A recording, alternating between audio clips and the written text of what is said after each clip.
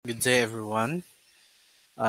Last no midterm, our topic is about last topic is about probability, and we know some properties of probability. Number one, the probability of an event must be in between 0 to 1. No? Pwede siya maging 0, pwede po siya mahimog 1 na, and pwede po in between 0 to 1. And the sum of all the probabilities, or just the probability of the sample space, it should be equal to 1. And the probability of an empty set is just 0. No? So say for instance, if you roll a die and your event is getting a number of dots equal to 7, so wala namang dots no sa 7 dots doon sa die. So that means empty set siya yung event mo. So that means 0% yung chance na makakuha ka talaga ng 7 uh, number of dots doon sa die. Okay? So let's talk about more of probabilities. Number one is yung mga laws of probabilities. Okay, so let me share my window. Okay, so here it is. Okay, so this is now some probability laws and general addition law. So this pertains to the probability of union of two events, no? In this case, we have two events. So event A and event B. So the question is, what is the probability of A, event A, union B? No? So if ever yung A at B ay mutually exclusive, meaning yung intersection nila no is empty. Yan yung ibig sabihin ng mutually exclusive. So we have A intersection B is equal to empty, and we know the probability of an empty set is 0, no? So yung formula ng probability of A union B will be itong probability of A plus the probability of B. So ito 'yon, no? And if ever yung A and B is hindi sila mutually exclusive, uh, in other words, yung A intersection B, hindi sumusulat yung kwan, sorry. So yung A intersection B is hindi siya empty. No? So that means yung sum ng probabilities ng A at B, ito yon. So mag-minus ka lang ng probability ng intersection ng dalawang events, no? So kailan ka gagamit ng addition rule, or 'di ba yung addition rule is union lang, no? Union of two events.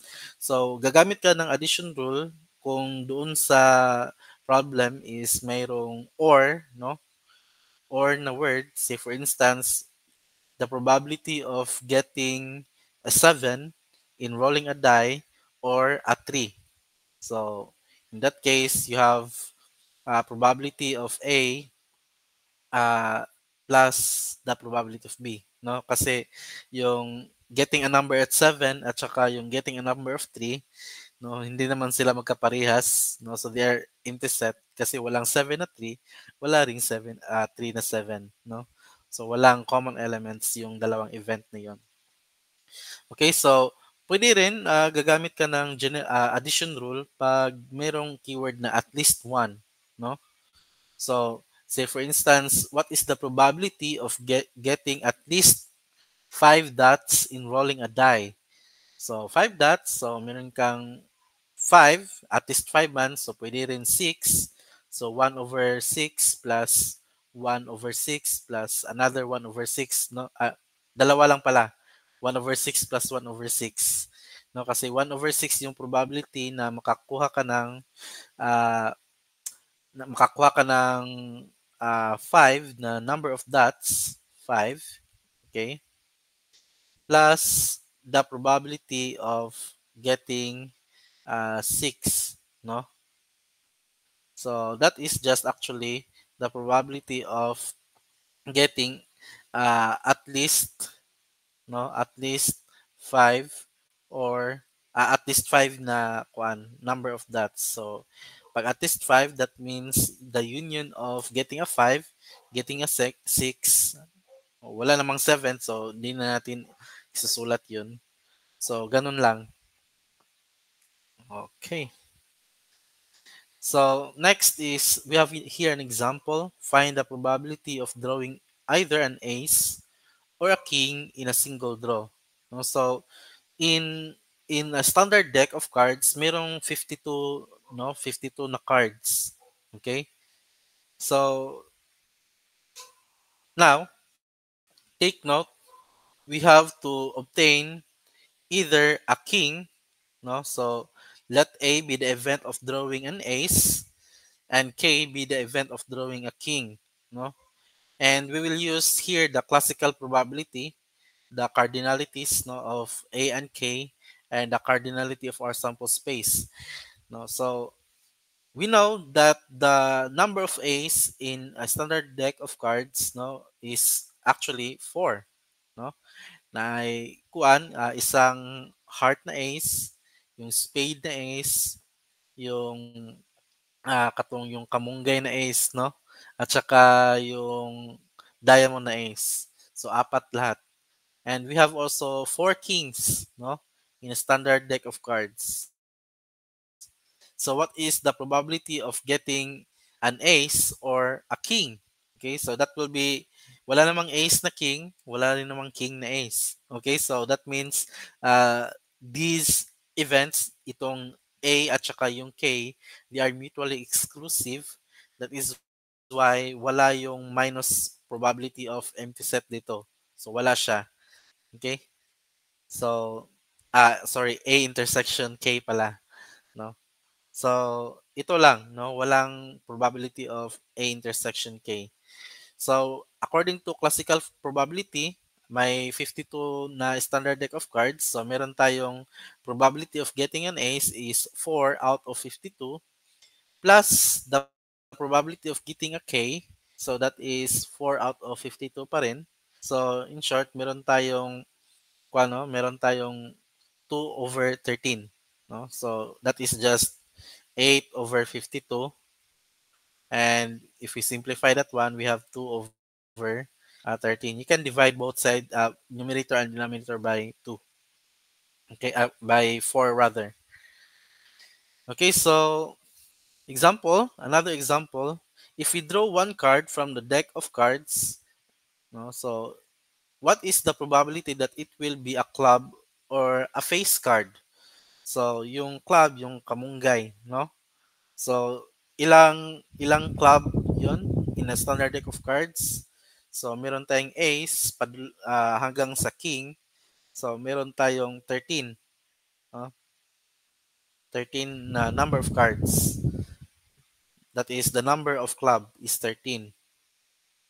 And yung face card, actually, yung face card, meron tayong sa Jack, King, and Queen. Those are face card. Face kasi yung merong tao, no, sa card na yon. So alam naman natin yung tao is yun yung may face, no. So we have the Jack, King, and the Queen. Okay? So meron tayong sa heart, meron din tayong sa diamonds, sa club, at saka doon sa spade, no? So it means that meron tayong 12 na number of face cards. So ito yung 12. Okay? So take note, meron bang club na face card? Yes, merong club na face card. Ito yung Jack, Queen, and King. So that means yung F intersection C will be ito, no? Hindi siya empty set. So mayroong tatlong elements yung F intersection C. So sorry.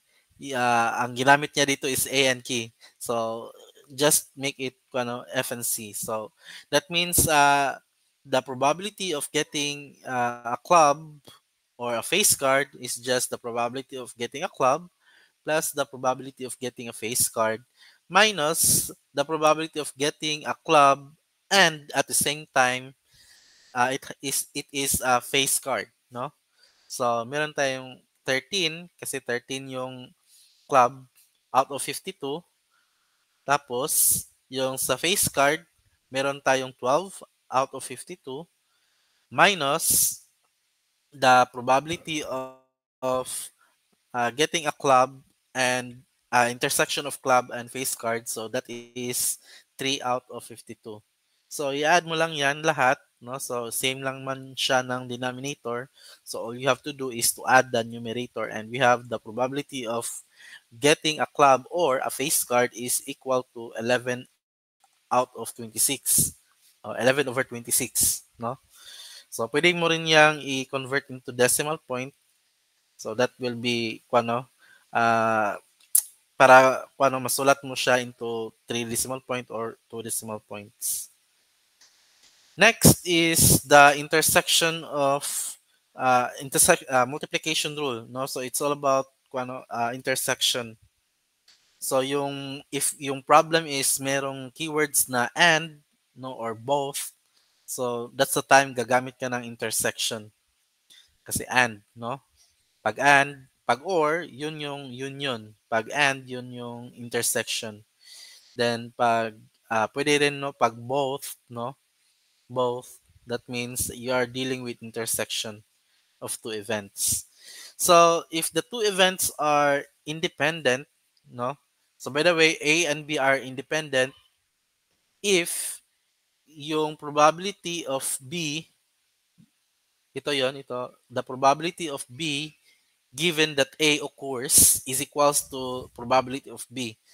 And the probability or pwede rin na yung probability of A given that B occurs is just equal to the probability of A. No?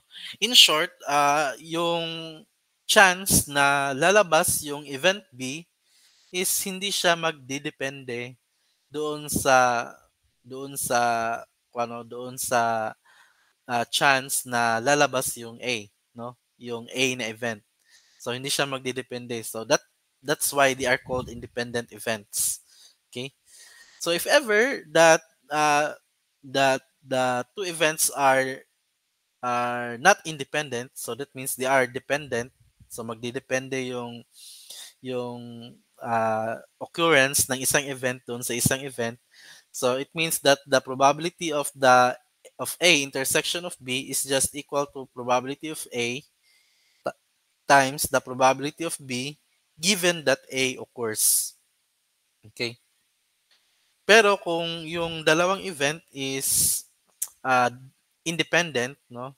So yung occurrence ng isa is hindi nakakaapekto doon sa occurrence ng isa, it means that yung probability of B natin dito is just the probability B given A occurs, no? Yung given conditional probability natin dito is just equal to probability of B.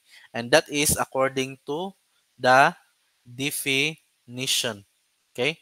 Itong definition na to specifically, no?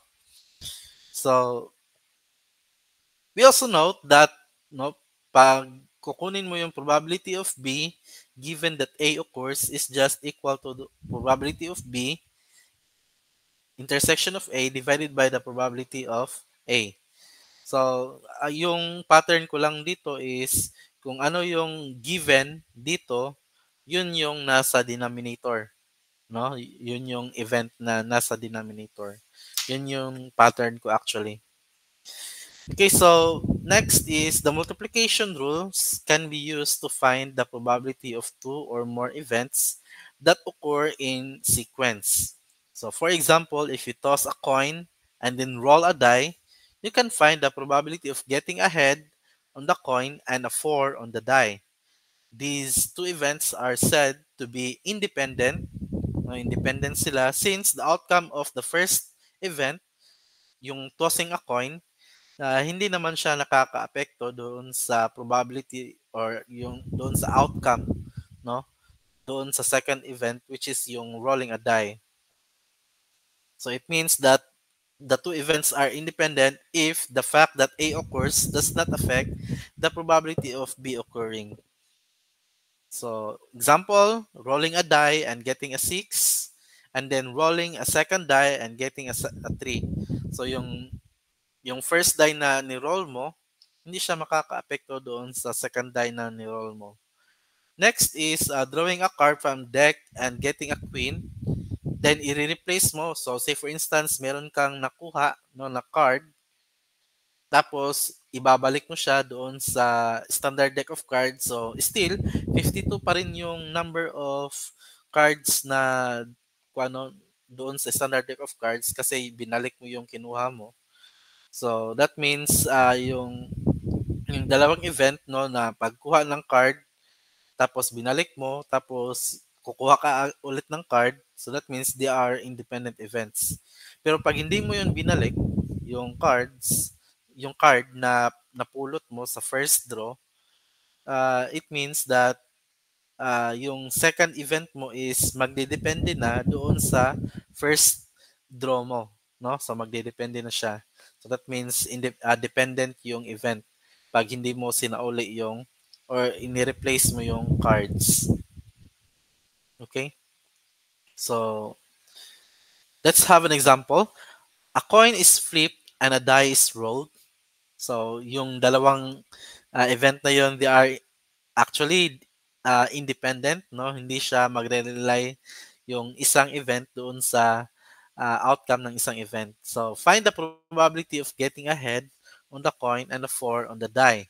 So ito yon, the probability of getting ahead and of 4. So that means you just multiply because they are independent events, no? So the probability of head times the probability of getting a 4.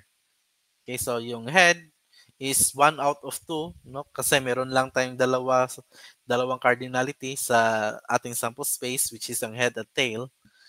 So in tossing a coin, so that is 1 out of 2, and getting 4, no? Getting a 4. So isa lang din naman yung 4 doon sa rolling a die out of 6, no? So out of 6. So meron tayong 1 half times 1/6. So meron tayong 1 out of 12 na that is the probability, no? So 1 over 12 is the probability of getting ahead and a 4. Okay?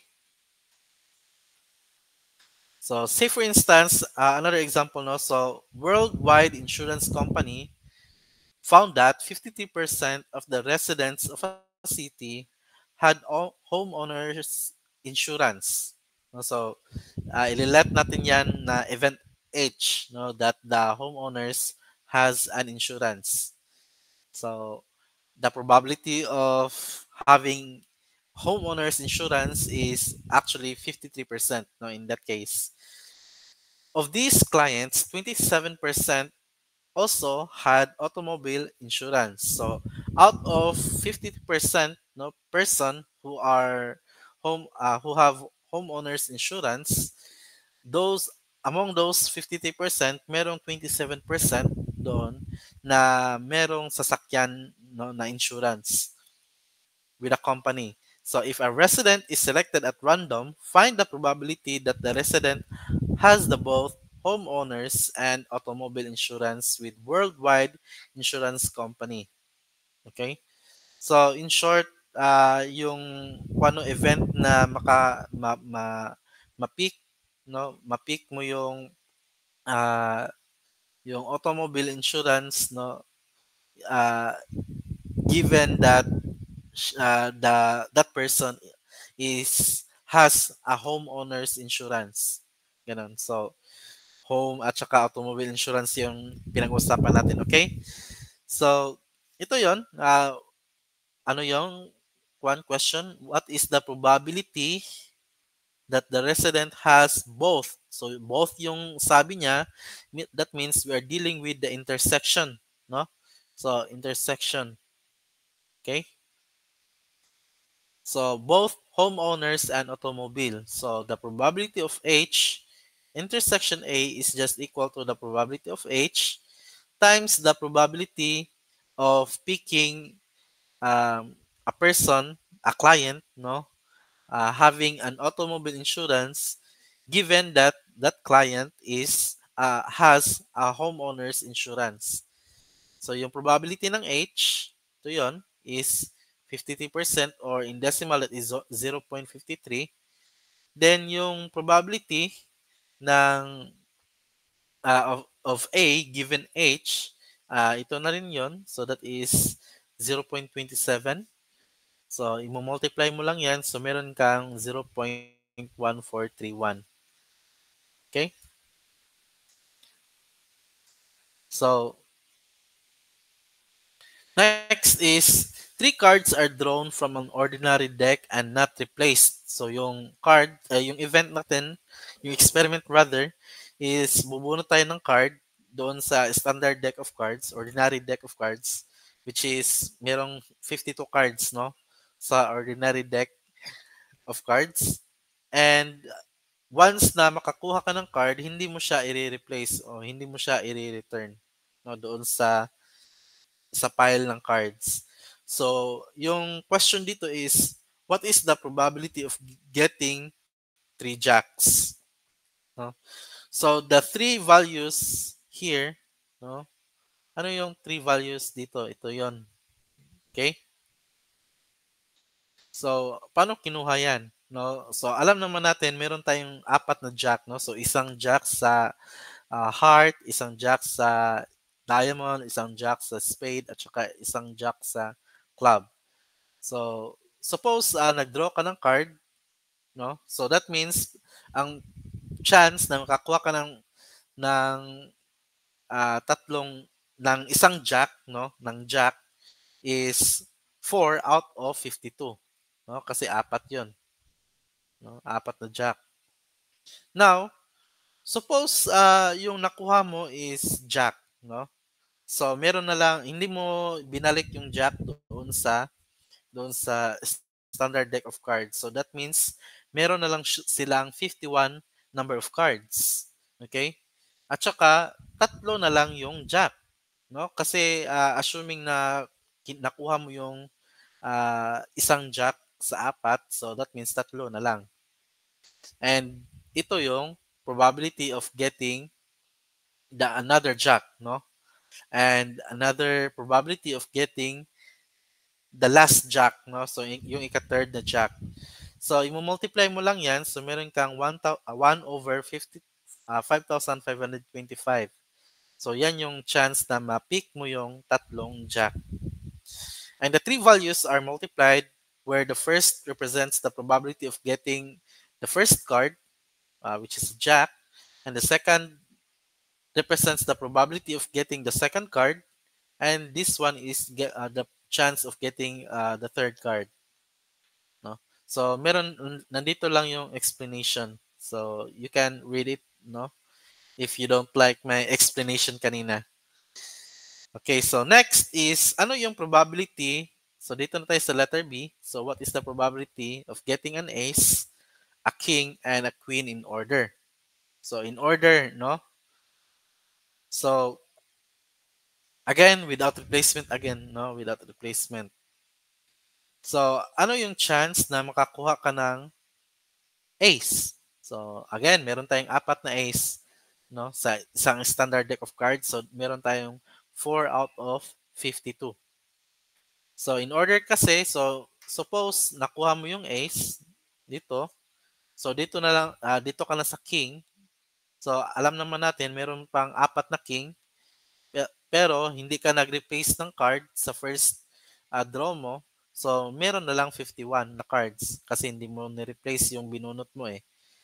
Then, sa third draw, alam naman natin, meron tayong apat na queen, pero hindi mo binalik yung second draw, so that means 50 na lang yung cards. So, i-multiply mo lang yung tatlo, so meron kang 8 out of 16,575. No? 8 over 16,575. Next, sa letter C, getting a club, a spade, and a heart in order. So, alam naman natin na yung club, meron tayong 13 na club. So sa first draw buo pa 'yon, 52. Sa second draw hindi mo binalik yung first draw, so 51 na lang. And alam naman natin na merong 13 din na spade. So meron tayong 13 out of 51.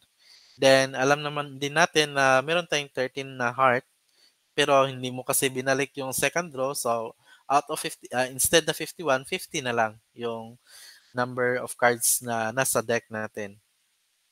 So the justification is the same with letter B kanina. So ito yung sagot, 169 over 10,200. Then sa letter D, what is the probability of getting 3 clubs? No, alam naman natin na merong 13 na clubs. So pag nakuha mo yung isa, so 12 na lang. Pero hindi kasi nag-replace. So instead na 52, 51. And sa third club, meron na lang tayong 11 out of 50. So yung probability of getting 3 clubs is 11 over 850. So mas mataas yung chance kaysa sa B at saka sa C, no? Okay, so next, the distribution of favor and not favor responses of CSE students concerning the compulsory uniform is given in the table below. So we have here the table for sex, favor, not favor of using a compulsory uniform, no? Compulsory wearing of uniform. So yung male na pabor is 140 at saka yung hindi pabor is 460. Yung female naman na pabor sa compulsory wearing of uniform is 40. Yung hindi pabor is 260. So overall, yung male meron tayong 600 and yung female meron tayong 300. And overall, yung total population natin is 900. So if a student is selected at random, what is the probability that a student is a female? No? So alam naman natin na yung female is ilang yung female? So meron tayong 300 out of 900. No? So sorry. Dito lang muna tayo. So let M be the event that the selected student is male, F for female, V for the student who is in favor, and R who is not in favor of wearing compulsory wearing of uniform. So the total number of male, so yung M natin is 600. So ito 'yon. Yung female natin is 300. So ito rin 'yon. And the total number of students who are in favor of the compulsory wearing of uniform is 180. So, saan mo kinuha yung 180? So, yun. And the total number of students who is not in favor is 720. No? So, sorry, mali to. So, it should be 720. So, erase ko na lang yan. So, that will be 720. Okay? And save. Okay. So the total number of students is 900. So the cardinality of the sample space is 900. So for the sorry. For the first question, what is the probability that the student is female? So the probability of number of female, sorry, it's the cardinality, no? Divided by the cardinality of the sample space. So classical probability ito. So yung number of female is 300, yung number of male, yung overall sample space is 900. So, meron kang one-third, no? One-third yung probability. So, that is 33.333. Okay, so for letter B, the probability that a selected student is male or, so take note, merong or, not in favor of the compulsory uniform. So that would be accordingly no sa atong gilet gaina. So meron tayong probability of M intersection R. So of selecting a male student or not in favor of compulsory. So that will be the probability of M plus the probability of R minus the probability of their intersection. So yung probability ng M, yung having a male, yung male is 600 no, out of 900 plus the probability of R, no, yung ah, hindi favor. So meron hindi favor ba 'yun? O, tama, hindi favor. So meron tayong actually dapat ito is 720, hindi 700. So it should be 720 according to the table, no? Out of 900. So ito 'yon.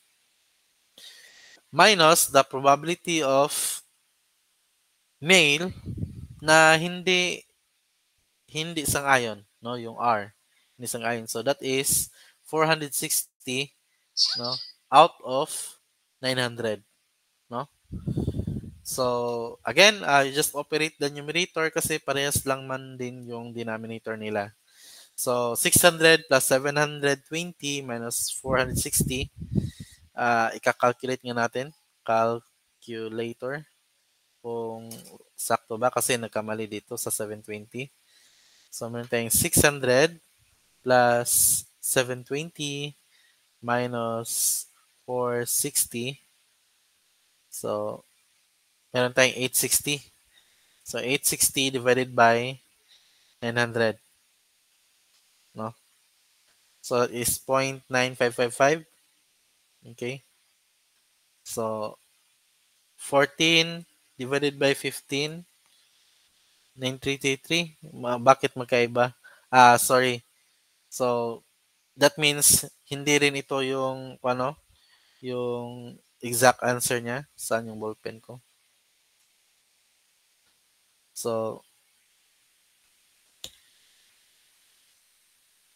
teka lang. Saan yung... Okay, dito. So, that means meron tayong 600 ano, plus 720. 720 minus 460. So, meron tayong 860. So, this will be 860 over 900. No? Ito yung sagot. So, you can simplify that. It can be 86 over 9. Pwede ba mag-divide ng 3? Okay, yung sum ng 8 plus 6, that is 14, hindi. Hindi siya pwede. Kasi 8 plus 6 is 14, at saka yung 14 hindi naman siya divisible by 3. Okay, so that means yun yung sagot. Ito na ata yung sagot, 86 over 9. Okay?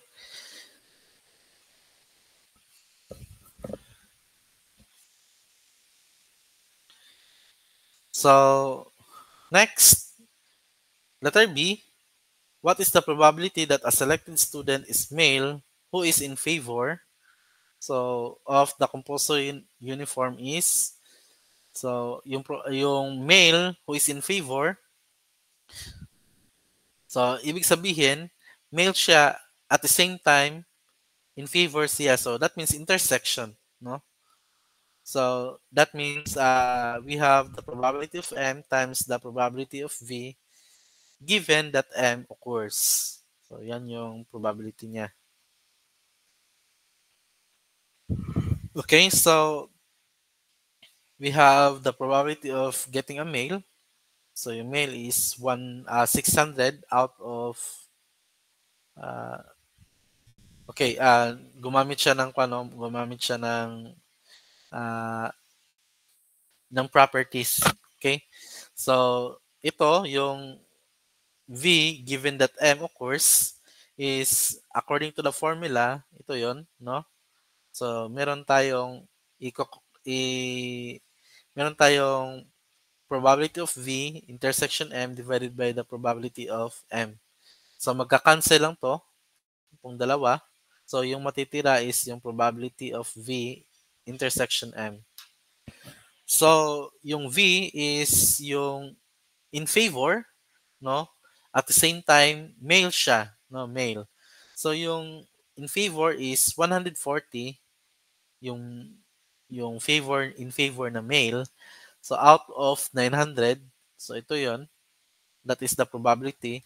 Or in short, we have 7 over 45, no? Yung sagot.